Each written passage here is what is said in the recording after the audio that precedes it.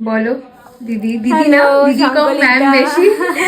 Ma'am বলুন, অনেকদিন পর তোর সাথে দেখা হলো, তোর কাজ আমার ভীষণ ভালো লাগে। তো তোর পছন্দ মতোই করে দে, মানে আমি একটু বান প্রেফার করি, যে একটা নর্মাল বান আর একটু ওই একদম লাইট মেকআপ, মানে নো মেকআপ লুক হলেও চলবে। ওকে, চোখটা তোর পছন্দ মতো করে দিস হালকার উপর, মানে শার্টের লুক চাই। হ্যাঁ হ্যাঁ একদম, ওই সীমার একটুখানি আচ্ছা। হাইটা হবে ব্যাস, ঠিক আছে, এরকম। ঠিক আছে, চলুন দেখা যাক কেমন করা যায়। ভাবছেন তো ভিডিও শুরুতেই একবার দিদি বললাম, তারপরে আবার কেন ম্যাম বললাম। ঠিক আপনাদের মতো আমারও এই কনফিউশনটা সেই মুহূর্তে হয়েছিল। আমি ক্লাস 5 থেকে 12 অব্দি যে স্কুলে পড়েছিলাম সেই স্কুলেরই সায়েন্সের ম্যাম ছিলেন বর্ণা ম্যাম। তারপর উনি বিদেশ চলে যান এবং অনেক বছর পর ম্যামের সাথে সেদিনকে আমার দেখা হয় প্রথম। তাই বুঝে পাচ্ছিলাম না যে দিদি বলবো না ম্যাম বলবো। ম্যামের এই স্পেশাল দিনটায় ম্যাম আমার কাছে সাজবেন বলে সুদূর ক্যালিফোর্নিয়া থেকে আমাকে বুক করেন।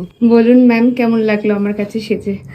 দুর্দান্ত লাগলো, মানে একদম যেরকম চেয়েছিলাম পুরো সেই রকমই হয়েছে। বিশেষ করে মানে আমি আই মেকআপটা এত ভালো এক্সপেক্ট করিনি, মানে তার থেকেও সুন্দর হয়েছে। Thank you. ওয়েলকাম।